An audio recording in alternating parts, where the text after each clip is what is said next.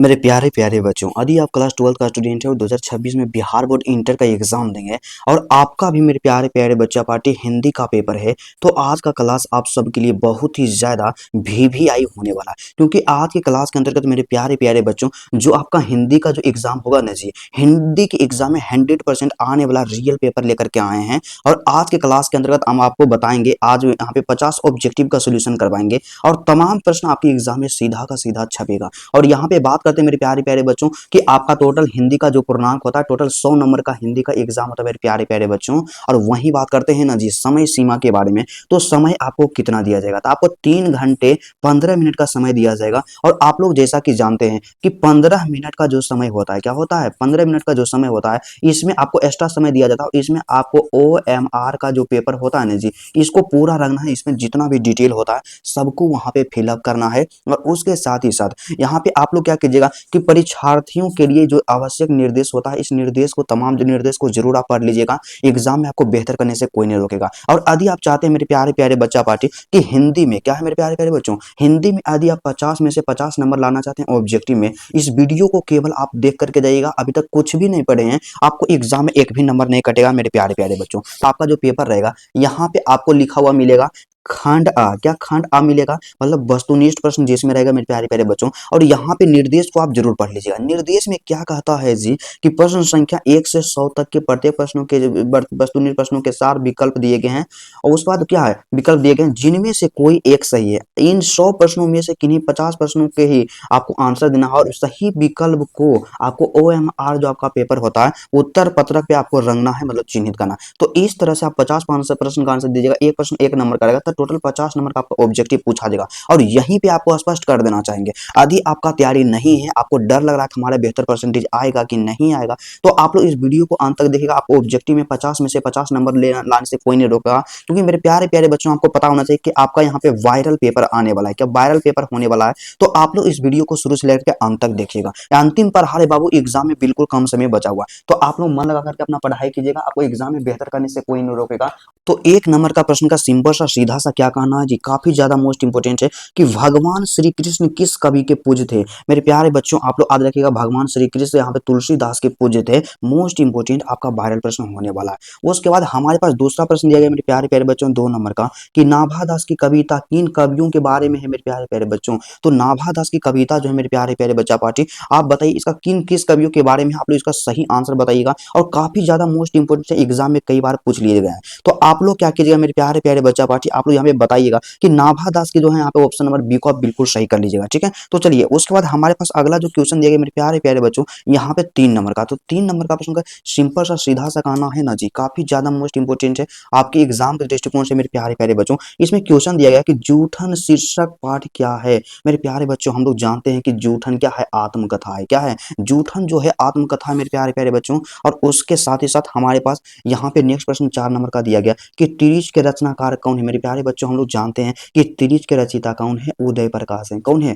उदय प्रकाश है। और 5 नंबर का प्रश्न हमारे पास दिया गया कि रोज कहानी की पात्रा मालती के पति का नाम क्या है मेरे प्यारे प्यारे बच्चों। तो हम लोग जानते हैं कि रोज कहानी की जो पात्रा क्या है, मालती है। मालती के पति का नाम क्या है, महेश्वर है। क्या है, महेश्वर है मेरे प्यारे प्यारे बच्चों। ऑप्शन नंबर जो आपका यहाँ से सी होगा, आप इसी को सही कीजिएगा, महेश्वर को बिल्कुल आप सही करके चलिएगा। ठीक है, तो तमाम प्रश्न आपके एग्जाम के लिए बहुत ही ज्यादा स्पेशल होने वाला है। और अभी तक आपका प्रिपरेशन कुछ भी नहीं है, तो आप लोग वीडियो को सिर्फ अंत तक देख लीजिएगा। ठीक है, तो चलिए उसके बाद हमारे पास यहाँ पे 6 नंबर का प्रश्न दिया गया। इसका सिंपल सा कहना है कि सिपाही की मां एकांकी में रंगून कहाँ है मेरे प्यारे प्यारे बच्चों।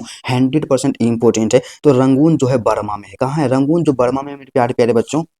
और उसके साथ ही साथ हमारे पास 7 नंबर का ऑप्शन दिया है। तो 7 नंबर क्वेश्चन का कहना है कि उसने कहा था कहानी के नायक कौन है मेरे प्यारे प्यारे बच्चों। तो उसने कहा था कहानी के नायक हम लोग जानते हैं कि लहना सिंह है। कौन है, लहना सिंह है। उसके बाद हमारे पास 8 नंबर का प्रश्न दिया गया कि शिवाजी के पुत्र का नाम क्या है मेरे प्यारे प्यारे बच्चों। तो शिवाजी के पुत्र का नाम साहू जी है। क्या है, शिवाजी के पुत्र का नाम साहू जी है मेरे प्यारे बच्चों। काफी ज्यादा वायरल प्रश्न है आपके एग्जाम के दृष्टिकोण से। उसके बाद 9 नंबर का प्रश्न है कि जयशंकर प्रसाद की नाट्य कीर्ति कौन सी मेरे प्यारे प्यारे बच्चों। तो जयशंकर प्रसाद की जो नाट्य कीर्ति है उसका नाम क्या है, ध्रुव स्वामिनी है। क्या है, ध्रुव स्वामिनी है। ऑप्शन नंबर ए को बिल्कुल आप सही कीजिएगा।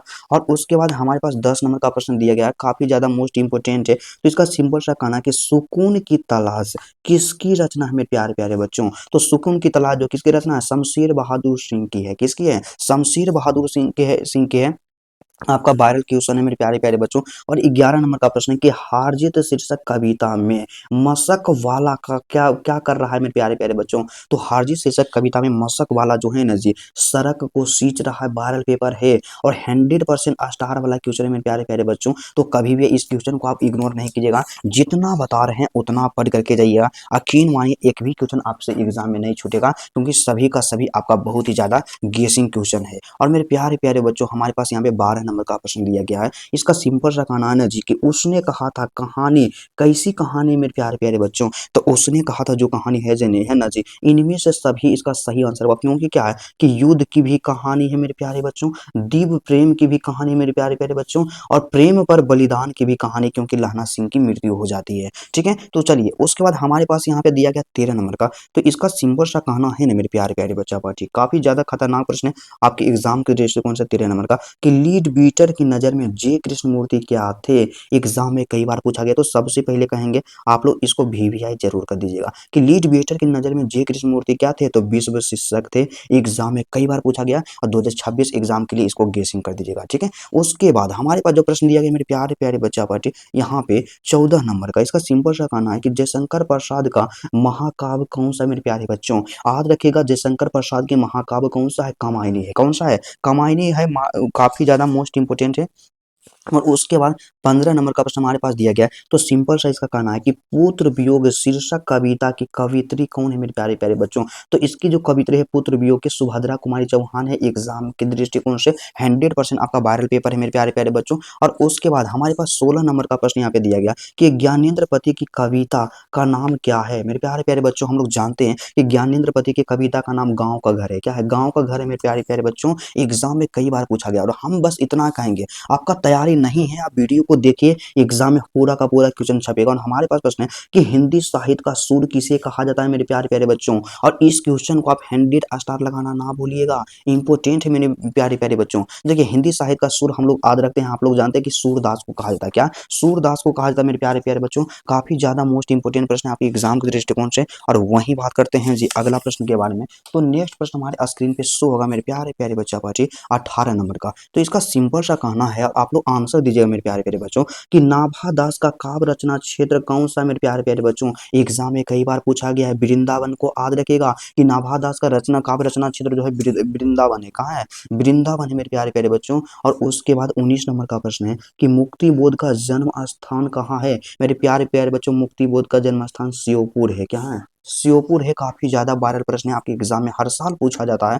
बस हम जितना बता रहे हैं उतना आप तैयारी कीजिए। और वीडियो अच्छा लग रहा है तो वीडियो को भी लाइक कर दीजिएगा। और यहाँ पे तिरिच कहानी पाठ में लेखक के पिताजी कितने साल के थे मेरे प्यारे प्यारे बच्चों? तो तिरिच कहानी पाठ में लेखक के जो पिता थे 55 साल के थे। कितने साल के थे? 55 साल के थे मेरे प्यारे प्यारे बच्चों। और उसके बाद हमारे पास यहाँ पे 21 नंबर का क्वेश्चन दिया गया। तो इसका सिंपल सा कहना है मेरे प्यारे प्यारे बच्चा पार्टी 21 नंबर का कि सीखा शीर्षक के अनुसार सत्य की खोज तभी संभव है जब क्या? जब स्वतंत्रता हो। क्या हो? जब स्वतंत्रता हो मेरे प्यारे प्यारे बच्चों। और उसके बाद चलिए हमारे पास जो नेक्स्ट क्वेश्चन यहाँ पे दिया गया है 22 नंबर का। तो इसका सिंपल सा कहना है मेरे प्यारे प्यारे बच्चा पार्टी, मोस्ट इंपोर्टेंट है कि अर्धनारीश्वर शीर्षक पाठ के लेखक कौन है? तो रामधारी सिंह दिनकर को आप बिल्कुल सही कर दीजिएगा।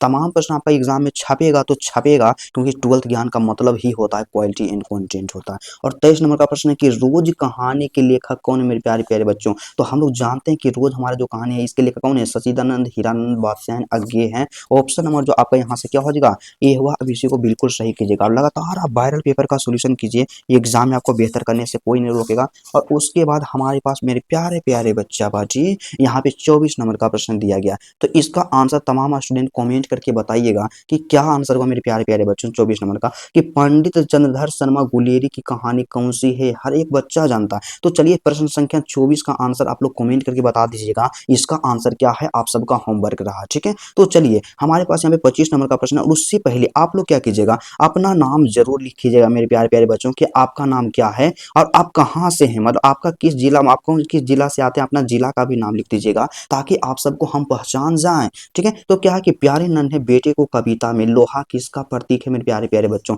तो लोहा जो है कर्म का प्रतीक है। किसका प्रतीक है? लोहा जो है कर्म का प्रतीक है। और उसके बाद हमारे पास 26 नंबर का प्रश्न दिया गया कि करवक के रचयिता कौन है? तो हम लोग जानते हैं कि मलिक मोहम्मद जैसी हैं। कौन है? मलिक मोहम्मद जैसी हैं। उसके बाद 27 नंबर का प्रश्न कि ओम प्रकाश वाल्मीकि की रचना कौन सी मेरे प्यारे प्यारे बच्चों? तो ओम प्रकाश वाल्मीकि की रचना जूठन है। क्या है? जूठन है। एग्जाम में कई बार पूछा गया।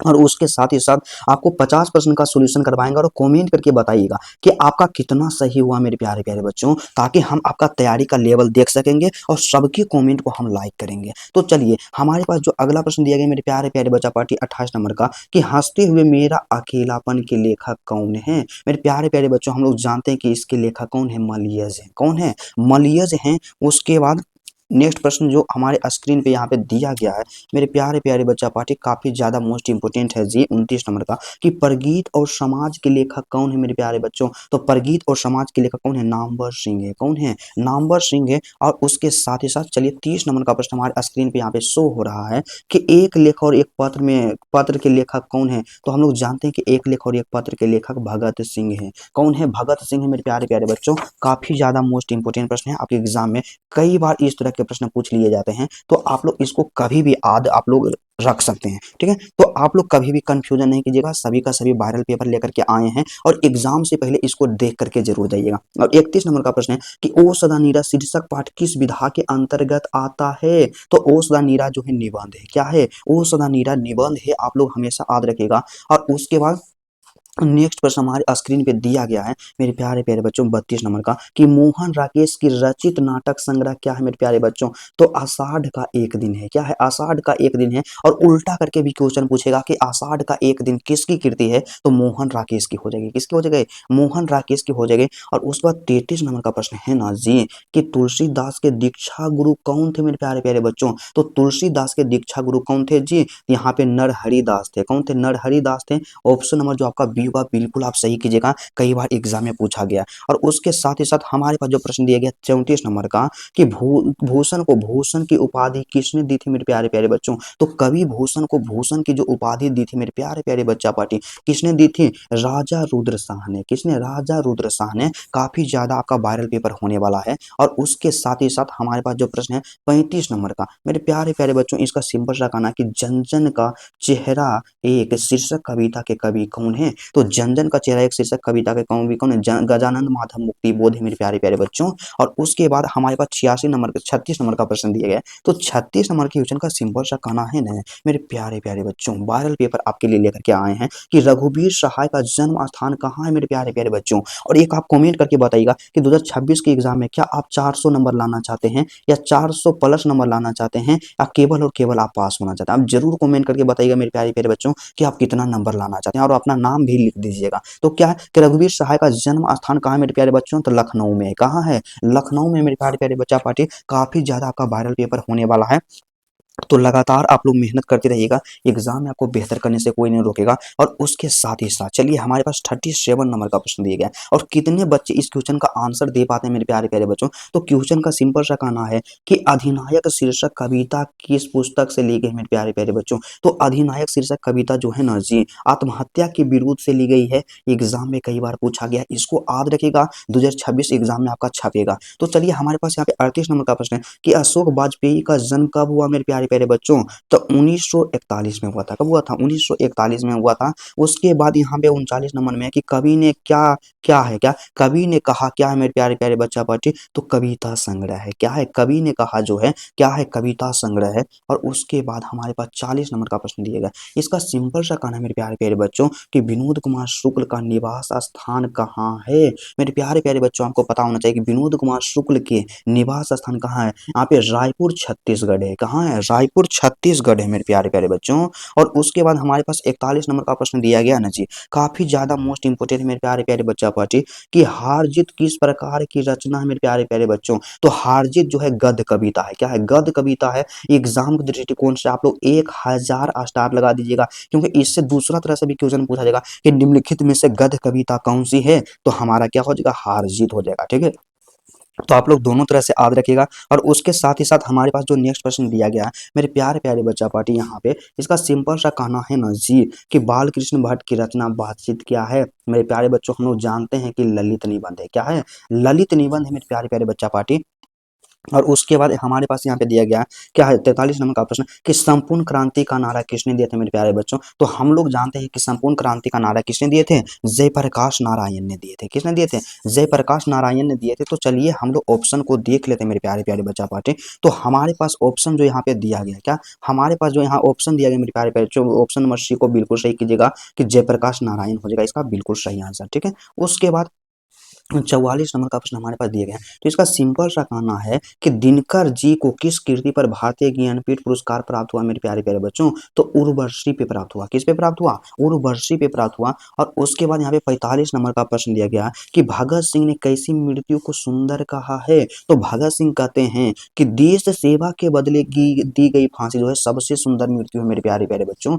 और उसके बाद यहाँ पे अगला जो प्रश्न हमारे पास दिया गया एग्जाम में कई बार पूछा गया है कि बिस्नी किस कहानी की पात्रा है। तो बिस्नी जो है सिपाही की माँ की कहानी की पात्रा है। और बिस्नी कौन है? सिपाही की माँ का नाम है बिस्नी। ठीक है। तो आप लोग याद रखिएगा एग्जाम में तमाम प्रश्न आपका छपेगा, बिल्कुल कम समय बचा हुआ है और एग्जाम के दृष्टिकोण से मोस्ट इंपोर्टेंट होने वाला। तो चलिए हमारे पास 47 नंबर का प्रश्न कि नामवर सिंह के गुरु कौन है मेरे प्यारे प्यारे बच्चों। तो नामवर सिंह के गुरु याद रखिएगा हजारी प्रसाद द्विवेदी है। कौन है? हजारी प्रसाद द्विवेदी है। और उसके बाद शिक्षा का क्या कार्य है मेरे प्यारे प्यारे बच्चों। तो शिक्षा का जो कार्य होता है ना जो शिक्षा का जो काम होता है मेरे प्यारे प्यारे बच्चा पार्टी, क्या होता है यहाँ पे संपूर्ण जीवन की प्रक्रिया को समझने में मदद करना होता है। क्या होता है? संपूर्ण जीवन की प्रक्रिया को समझने में मदद करना होता है।